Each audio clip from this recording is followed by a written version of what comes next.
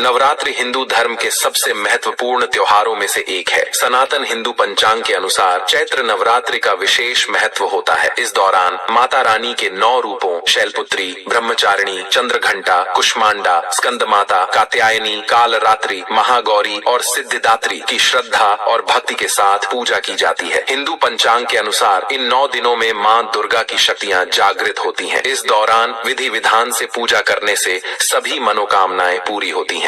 भक्तों, कुछ महिलाओं को नवरात्रि का व्रत नहीं रखना चाहिए। ऐसा माना जाता है कि यदि ये महिलाएं व्रत रखती हैं तो माता रानी प्रसन्न नहीं होती और इससे परिवार पर नकारात्मक प्रभाव पड़ सकता है। इसलिए यह जानना जरूरी है कि कहीं आप भी उन महिलाओं में तो शामिल नहीं हैं। इस वर्ष की चैत्र नवरात्रि विशेष होगी। इस बार नवरात्रि पूरे 9 दिनों तक चलेगी, न एक दिन कम न ज्यादा। यह महापर्व 30 मार्च 2025 से शुरू होकर 6 अप्रैल 2025 को रामनवमी के दिन समाप्त होगा। कन्या पूजन का शुभ समय इस प्रकार है। अष्टमी तिथि 5 अप्रैल 2025 को है और नवमी तिथि 6 अप्रैल 2025 को पड़ रही है। आप इनमें से किसी भी दिन कन्या पूजन कर सकते हैं। कलश स्थापना का शुभ मुहूर्त इस प्रकार है। सुबह 6:13 से 10:22 तक और दोपहर 12:01 से शाम 7:50 तक। कलश स्थापना अभिजीत मुहूर्त में करना अत्यंत शुभ माना जाता है। शुभ मुहूर्त में की गई पूजा से देवी देवताओं की कृपा प्राप्त होती है और फल कई गुना बढ़ जाता है। भक्तों के अनुसार कुछ विशेष परिस्थितियों में महिलाओं को व्रत से दूर रहना चाहिए, अन्यथा यह उनके लिए अशुभ हो सकता है। अगर कोई भी व्यक्ति दिखावे के लिए नवरात्रि का व्रत रखता है तो यह घोर पाप माना जाता है। ऐसा करने से देवी देवता अप्रसन्न हो सकते हैं। माँ भगवती ऐसे लोगों को कभी आशीर्वाद नहीं देती, बल्कि उनका अनादर करने वालों को दंडित कर सकती हैं। इसलिए भक्तों, नवरात्रि का व्रत पूरी श्रद्धा और सच्चे मन से करें ताकि माता रानी की कृपा आप पर बनी रहे। जब आप सच्चे दिल से उन्हें पुकारें, पूजा पाठ और शास्त्रों का पालन करें। भक्तों, शास्त्रों के अनुसार कुछ महिलाओं और पुरुषों को नवरात्रि का व्रत नहीं रखना चाहिए। नंबर 2, तलाकशुदा महिला या पुरुष।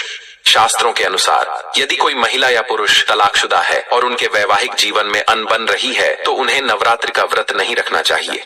ऐसा करने से मां दुर्गा प्रसन्न नहीं होती। शादी 2 दिलों का पवित्र बंधन होता है जिसमें जीवन भर साथ निभाने का संकल्प लिया जाता है। माता रानी टूटे हुए रिश्तों को स्वीकार नहीं करती। मिलकर पूजा करनी चाहिए, न कि अलग अलग। नंबर 3, चरित्रहीन महिलाएं और पुरुष। ऐसे लोगों को नवरात्रि का व्रत नहीं रखना चाहिए। यदि कोई व्यक्ति अपने आचरण में शुद्ध नहीं है और बुरे कर्मों में लिप्त है तो उसकी पूजा सफल नहीं मानी जाती। पवित्रता केवल शरीर की नहीं बल्कि मन और आत्मा की भी होनी चाहिए। नंबर 4, गाली गलौज करने वाले लोग। यदि आपको गुस्से में गाली देने की आदत है तो इसे जल्द से जल्द छोड़ दें। माता रानी को प्रसन्न करने के लिए घर में प्रेम और शांति का माहौल होना आवश्यक है। जिस घर में लड़ाई झगड़ा होता है वहाँ देवी का वास नहीं होता। व्रत के दौरान मीठे और मधुर शब्द बोलना चाहिए क्योंकि कठोर वाणी देवी सरस्वती का अपमान मानी जाती है और इससे पाप बढ़ता है। नंबर 5, गंभीर बीमारी से ग्रसित लोग। यदि किसी को शुगर, दिल की बीमारी, उच्च रक्तचाप, कमजोरी, चक्कर आना या किसी अन्य गंभीर स्वास्थ्य समस्या है तो उन्हें नवरात्रि का व्रत नहीं रखना चाहिए। ऐसा करने से स्वास्थ्य पर नकारात्मक प्रभाव पड़ सकता है। नंबर 6, मासिक धर्म के दौरान व्रत न रखें। मासिक धर्म के समय शरीर की शुद्धता प्रभावित होती है, इसलिए इस दौरान पूजा पाठ और व्रत करने से बचना चाहिए। नंबर 7, जो महिलाएं अपने पति का अपमान करती हैं, ऐसी महिलाओं की पूजा माँ दुर्गा स्वीकार नहीं करती और इसे घोर पाप माना जाता है। पति का सम्मान करना देवी की कृपा पाने के लिए आवश्यक है। भक्तों, नवरात्रि आ चुकी है। इस दौरान यदि आप कुछ विशेष चीजें अपने घर में लाते हैं तो माता रानी प्रसन्न होकर घर में वास करती हैं। ये चीजें घर में सुख, समृद्धि और शांति लाने के लिए बहुत शुभ मानी जाती हैं। नंबर 1, 16 श्रृंगार का सामान। नवरात्रि के दौरान 16 श्रृंगार का सामान घर में लाना और मंदिर में रखना बहुत ही शुभ माना जाता है। ऐसा करने से जीवन भर देवी की कृपा बनी रहती है और गरीबी दूर होती है। यदि आप नवरात्रि के लिए माता की पूजा का स्थान बना रहे हैं तो वहाँ 16 श्रृंगार का सामान जरूर रखें। नंबर 2, सोने, चांदी या तांबे के सिक्के। नवरात्रि के दौरान इन धातुओं के सिक्के घर में रखना बहुत शुभ होता है और इससे देवी लक्ष्मी और माँ दुर्गा की कृपा प्राप्त होती है। शास्त्रों के अनुसार सोने, चांदी या तांबे से बनी किसी भी धातु को नवरात्रि के 9 दिनों तक घर के मंदिर में रखना बहुत ही शुभ और मंगलकारी माना जाता है। इन धातुओं को नवरात्रि में घर लाने से इनका फल कई गुना बढ़ जाता है। इसलिए माता रानी के पास सोने, चांदी या तांबे के सिक्के जरूर रखें। इससे माता रानी प्रसन्न होती देती हैं। भक्तों, नंबर 3, शंख और गंगा जल। धर्म शास्त्रों के अनुसार नवरात्रि के अवसर पर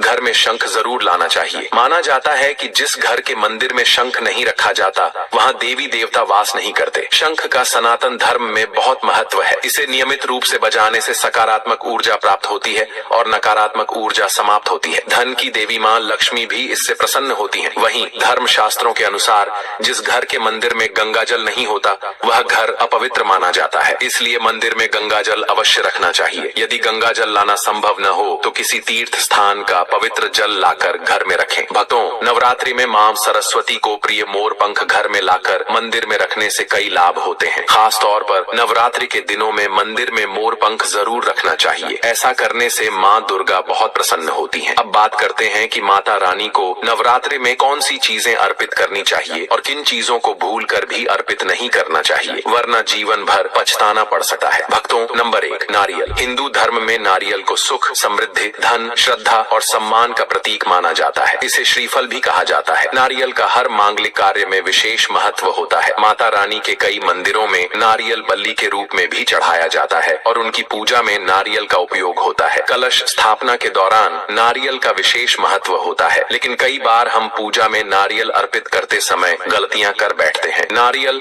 मुख्य रूप से 2 प्रकार के होते हैं, एक जिसमें पानी होता है और दूसरा सूखा नारियल। माता रानी की पूजा में हमेशा पानी वाला और जटा वाला नारियल ही अर्पित करना चाहिए। कलश स्थापना के लिए साबुत नारियल होना आवश्यक है। टूटा या चटका हुआ नारियल कभी अर्पित नहीं करना चाहिए, क्योंकि साबुत नारियल पूर्णता और पवित्रता का प्रतीक होता है। इसे सुख समृद्धि का प्रतीक भी माना जाता है। साबुत नारियल को ही श्रीफल कहा जाता है, जो माँ लक्ष्मी का फल माना जाता है। नवरात्रि में माता रानी के कलश की स्थापना करते समय हमेशा जटा वाला और पानी वाला नारियल ही कलश पर रखना चाहिए। नारियल को कलश के नीचे सीधा न रखकर लेटाकर रखना चाहिए। घट स्थापना करते समय नारियल को खड़ा करके नहीं रखा जाता, बल्कि इसे लाल कपड़े में लपेटकर कलश के ऊपर स्थापित करना चाहिए। शास्त्रों के अनुसार यदि नारियल सही प्रकार से रखा जाए तो ही व्रत और पूजन का पूर्ण फल प्राप्त होता है। और हाँ, महिलाएं भी माता रानी को नारियल अर्पित कर सकती हैं, लेकिन कभी भी माता रानी के सामने नारियल न तोड़ें। शास्त्रों के अनुसार नारियल बीज रूप होता है और स्त्रियां भी बीज रूप से ही जीवन को जन्म देती हैं, इसलिए महिलाओं को नारियल तोड़ने से बचना चाहिए। भक्तों, नंबर 2, लौंग। हम सभी माता रानी की पूजा में लौंग का उपयोग करते हैं, लेकिन अक्सर एक बड़ी गलती कर बैठते हैं। ध्यान रखें कि जब भी माता रानी को कोई सामग्री अर्पित करें तो उसके साथ लौंग जरूर अर्पित करें। नंबर 3, तुलसी के पत्ते। नवरात्रि में माता रानी को तुलसी के पत्ते अर्पित नहीं करने चाहिए, क्योंकि माँ दुर्गा के पूजन में